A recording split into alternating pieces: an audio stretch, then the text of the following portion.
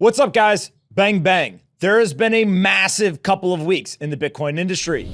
First, we have to start with a pretty cool new milestone. Now, officially, 1 million wallets on the Bitcoin network have at least one full Bitcoin. That's right. There are 1 million full Bitcoiners now represented on the Bitcoin network. And that means that there are at least 1 million people around the world with those wallets who are just dollar cost averaging and getting to a full Bitcoin. That's pretty cool to see. Now, on top of that, we have the big news, which is BlackRock coming out of nowhere and filing for their ETF application. This would be very similar to a Bitcoin spot ETF. It's in a trust structure. Forget the details. It basically would give people the ability to have a publicly traded fund with exposure to Bitcoin with daily creation and redemption functionality.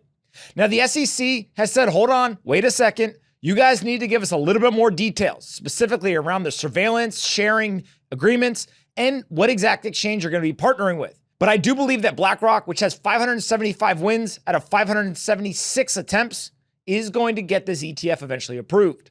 Now, we saw a bunch of fast followers almost immediately after that first application.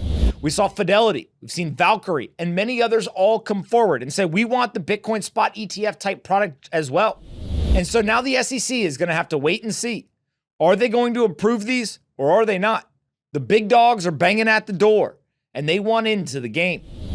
And now related to Bitcoin, one of my important investors was on one of the television shows the last few days, and he spoke about Bitcoin and two of, one, monetary policy, two, and three, COVID.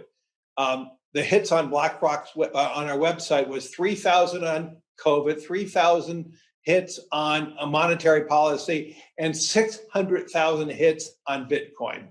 So what that tells you is Bitcoin has caught the attention and the imagination of many people. Many people are fascinated about it. Many people are excited about it, but it's still untested. It's still a pretty small market relative to other markets. It can be, we see these big giant movements every day. It's a thin market. And so can it evolve into a global market? Possibly. Certainly by evidence of the imagination of so many who want to learn about it or interested in about it, to me is a very telling sign. Now, once one of these funds gets approved, my guess is that we're going to see $1 billion flow into these funds within a short couple of days. If we go back and we look, I think it took about 2 days for the futures-based Bitcoin ETF to get to $1 billion in assets. A spot Bitcoin exposure would probably do it even faster. But that's not all that the big dogs are doing in the Bitcoin and crypto industry. There's a brand new crypto exchange that just launched. It's backed by Fidelity, Schwab, and Citadel. And so whenever you see these big financial institutions starting to get involved in the Bitcoin and cryptocurrency industry, first you have to remember they didn't just make these decisions overnight. They probably made these decisions months ago. They went through legal and compliance review. They had to build out the products. They had to put together the paperwork. They had to get all the approvals internally. And then, and only then, can they go ahead and launch this stuff. And so, as the saying goes, bear markets are for builders. And it looks like that's what Wall Street's been doing. They've been quietly building while the price drew down and people left. Wall Street is here. They're pounding on the door and they want in the game. The big guys aren't the only one who see the value in Bitcoin and cryptocurrencies either. Jerome Powell, the Fed chairman, was recently asked during a hearing whether he thought that Bitcoin and cryptocurrencies had staying power. And he begrudgingly appeared to admit, yes, he does believe that there is staying power for these assets. Crypto and digital assets in the U.S. has got a market cap of around $1.1 trillion right now. It's been there for a bit. Do you acknowledge that this asset class has staying power in the U.S. economy?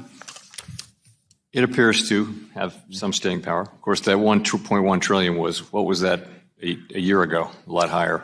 Yeah. It's had some volatility in large measure due to the lack of legal clarity. And so hopefully this committee will help that quite a lot here this summer with at least two bills, one on stable coins and one on market structure. And it'll be clear not just for Congress, but for regulators, including Chairman Gensler, and obviously market participants, whether they're forming the ideas or investing in the ideas or participating in the activities.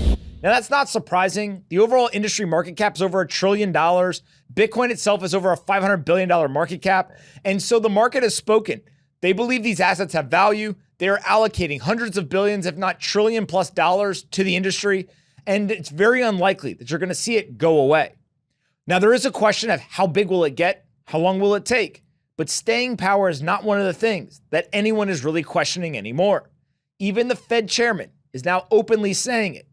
Bitcoin and cryptocurrencies have staying power, and they're likely to be around for a long time. Speaking of Bitcoin and that $500 billion market cap, Bitcoin's dominance of the crypto market is now over 50%. It's the first time that's happened since April of 2021.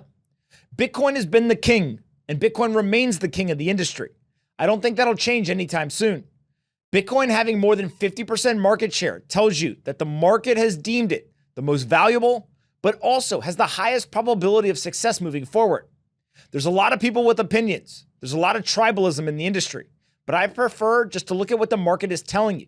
And Bitcoin's dominance at over 50% is one of those signals that when you hear it, you have to pay attention.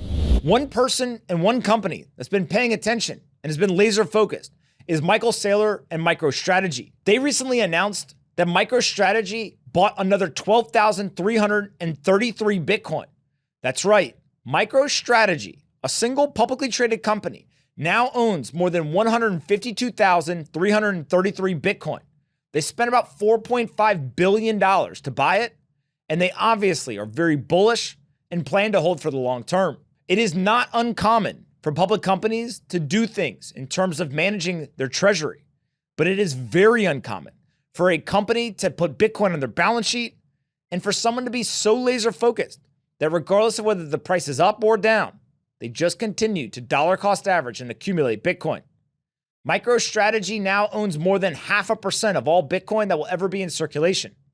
And that 152,333 Bitcoin is a massive position.